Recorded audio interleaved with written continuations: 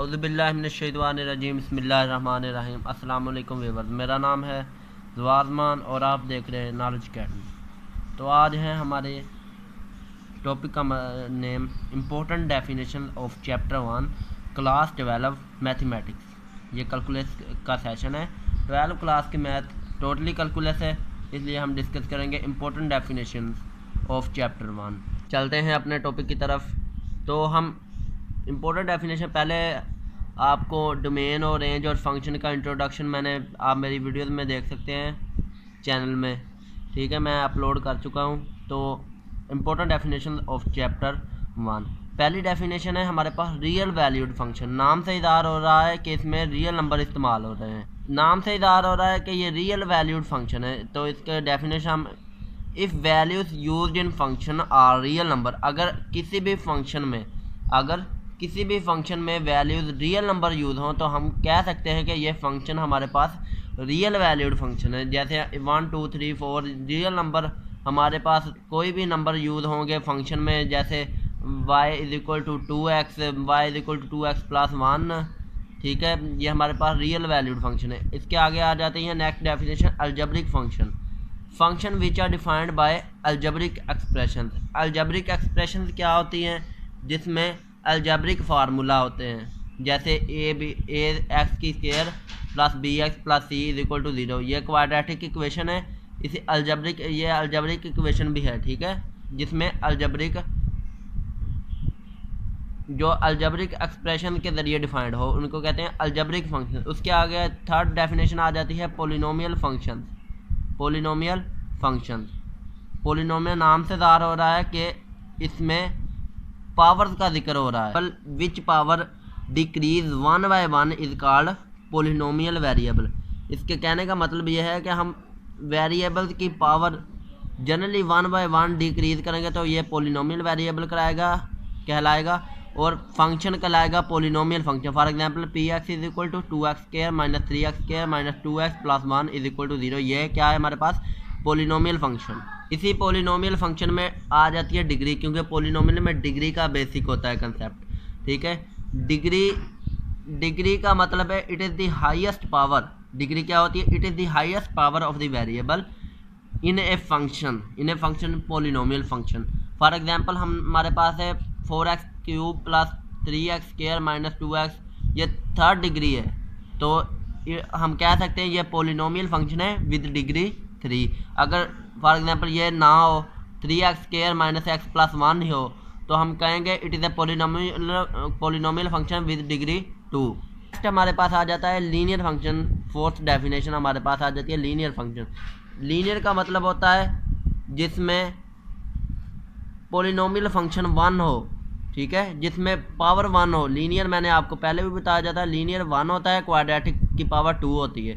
जिसमें वेरिएबल की पावर 1 हो उसे कहते हैं linear function. If the degree of A polynomial function is 1 called linear function. Example भी इसकी दी हुई है। आगे फिफ्थ डेफिनेशन आ जाती है आइडेंटिटी आइडेंटिटी यानी एक जैसा।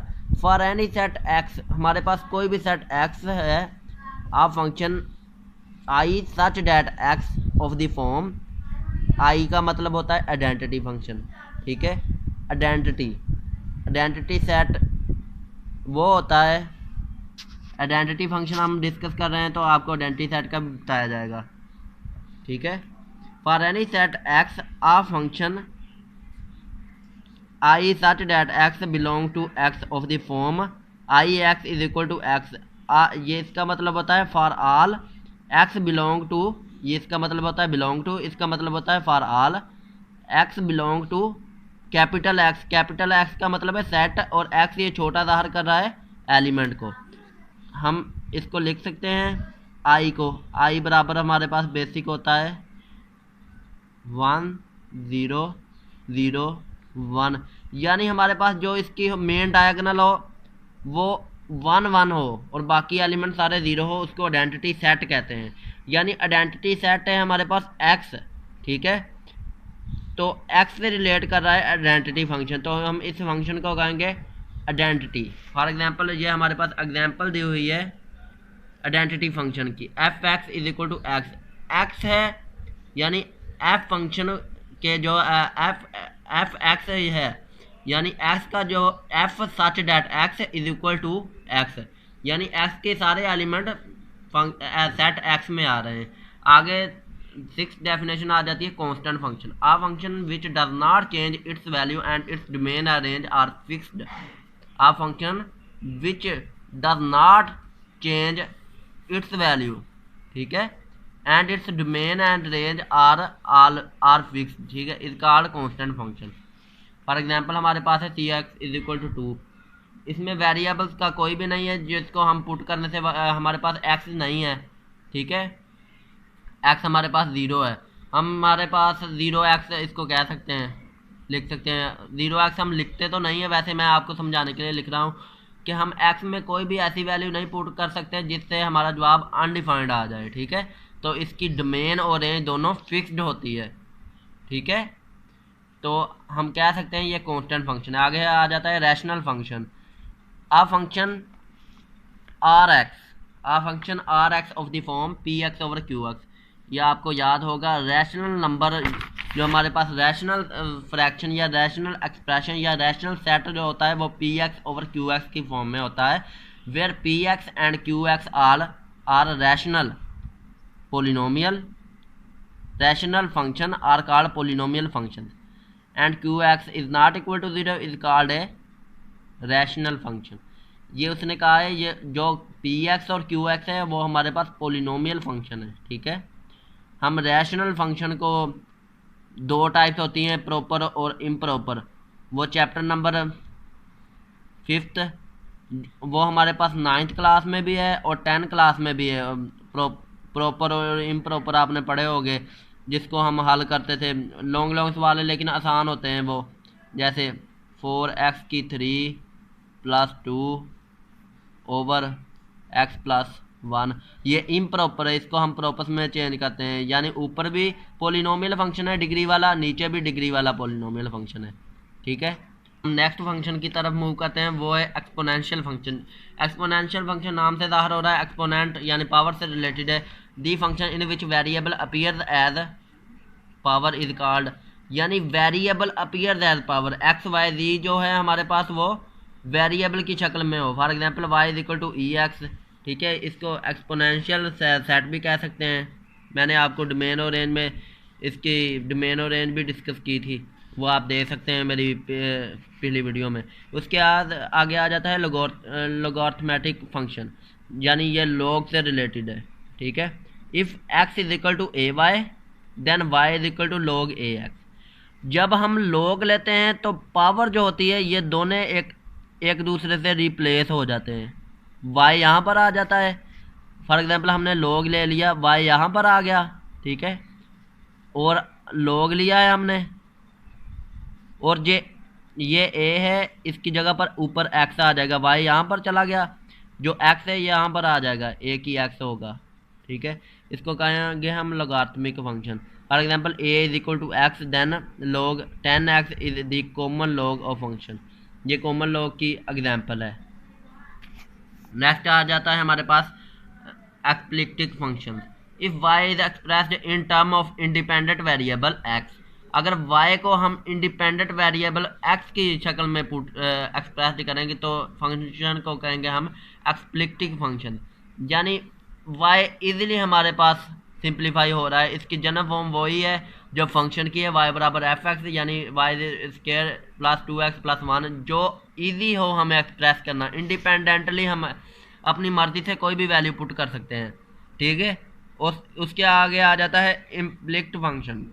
If y is not easily expressed in term of independent variable x, अगर हम नहीं इजीली एक्सप्रेस कर सकते, आज़ादाना अपनी मर्जी से x की कोई भी वैल्यू नहीं पुट कर सकते, तो हम फंक्शन y को कहेंगे implicit function. For example x² + xy + y²।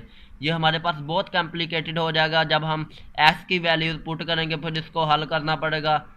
ये हमारे पास सिंबॉलिकली इसको इससे पुट करते हैं इम्प्लिसिट फंक्शन को, और एक्सप्लिसिट फंक्शन को हम इससे पुट करते हैं। ये हमारे पास MCQs भी आ जाते हैं, ठीक है। इनको आपने याद रखना है, इनका डिफरेंस भी याद रखना है, डिफरेंस भी पूछा जा सकता है शॉर्ट क्वेश्चन के लिए, बहुत इंपॉर्टेंट है। नेक्स्ट हमारे पास आ जाते हैं पैरामीट्रिक फंक्शन। पैरामेट्रिक फंक्शन क्या होते हैं? समटाइम्स हम a curve is described by both X and Y as function of a third variable T और थीटा इंडिपेंडेंट वेरिएबल। हमने पढ़ा है y बराबर एफ एक्स में x इंडिपेंडेंट वेरिएबल होता है और y जो होता है डिपेंडेंट होता है। लेकिन कुछ फंक्शन ऐसे होते हैं जिसमें x और y दोनों डिपेंडेंट होते हैं, यानी दोनों की हम अपनी मर्जी से वैल्यू पुट नहीं कर सकते। तो हम कह सकते हैं t और थीटा, ये हमने लेट हमारे पास सपोज किया है, जो इंडिपेंडेंट जिनकी हम मर्जी से वैल्यू पुट कर सकते हैं वो इंडिपेंडेंट वेरिएबल हो गए, और x और y डिपेंडेंट वेरिएबल होंगे जो डिपेंड करते हैं टी और थीटा पर। The function of the type x is equal to F T, यानी हमारे पास जब y is equal to F X आ रहा तो x था यहाँ ब्रैकेट्स में, इसको हम इंडिपेंडेंट वेरिएबल कह रहे थे। अब x बार है, ये है हमारे पास डिपेंडेंट वेरिएबल और t इंडिपेंडेंट है, इसको हम पैरामेट्रिक फंक्शन कहेंगे। x is equal to a t square, यानी t की हम कोई भी वैल्यू पुट करेंगे x की वैल्यू इस t की वैल्यू पर डिपेंड करेगी, इसको हम पैरामेट्रिक फंक्शन कहते हैं। आगे आ जाता है even function. A function is said to be even, ठीक है, a function is said to be even if f minus x is equal to F X. जब हम एफ एक्स में जब x रिप्लेस करेंगे, ठीक है, x को रिप्लेस करेंगे, यानी एफ एक्स में हम माइनस एक्स पुट करेंगे तो जवाब हमारे पास पॉजिटिव एफ एक्स आए, तो हम इसको कहेंगे इवन फंक्शन, ठीक है। For example F minus X आ गया, एफ एक्स उसने पहले लिया हुआ है, एफ एक्स रकम बन रही है is equal to cos x, ठीक है। तो हम x की जगह पर माइनस एक्स पुट कर रहे हैं, माइनस एक्स पुट किया, इधर भी माइनस एक्स। तो आप जानते हैं साइन एक्स माइनस को अब्जॉर्ब नहीं करता, लेकिन कोस माइनस को अब्जॉर्ब कर जाता है, और ये हमेशा पॉजिटिव आता है। इसके एंगल में कोई भी माइनस दिया हो लेकिन ये पॉजिटिव आएगा, यानी ये पॉजिटिव है, यानी इसको इवन फंक्शन कहेंगे। उसके आगे आ जाता है ओड फंक्शन, ये हमारी 14 डेफिनेशन है, ठीक है। अब function f is said to be, इसका उल्ट है क्या, अगर हम माइनस एक्स पुट करेंगे तो हमारे पास जवाब माइनस एफ एक्स आएगा। तो हम कह सकते हैं every number x in the domain of F, ठीक है। डोमेन और रेंज का मैंने आपको पीछे लेक्चर में बताया हुआ है। तो f minus x is equal to sine minus x, यानी साइन मैंने आपको बताया कोस माइनस को ऑब्जर्व करता है, कोस हमेशा पॉजिटिव आता है लेकिन साइन हमेशा नेगेटिव आता है, तो माइनस साइन एक्स आएगा यानी माइनस एफ एक्स आएगा, ठीक है। तो हम कह सकते हैं ये कौन सा फंक्शन है, ओड फंक्शन। इसके आगे आ जाता है continuous function. A function is said to be continuous, ठीक है, at a set C. A function is said to be continuous at a set C if and only if the following 3 condition are satisfied. F C is defined, limit X approaches to C F X exist, limit X approaches to F X is equal to C. ये आपको मैं समझाऊंगा exercise 1.4 में। ये आप videos भी देख सकते हैं, नॉलेज अकेडमी में आप इस चैप्टर से रिलेटेड कोई भी वीडियोस निकाल सकते हैं, ठीक है।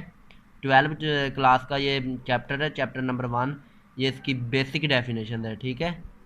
आज के लिए बस इतना ही, जी हाँ, अपने नेक्स्ट लेक्चर में मिलेंगे। एक्सरसाइज 1.1 के रिलेटेड होगी, आपको कंसेप्ट दिया जाएगा, रट्टा नहीं कंसेप्ट दिया जाएगा। इसलिए चैनल को लाइक करें, सब्सक्राइब करें और बेल आइकन प्रेस करें ताकि आपके पास ऐसी इंफॉर्मेटिव वीडियोस पहुंचती रहें। अल्लाह हाफिज़।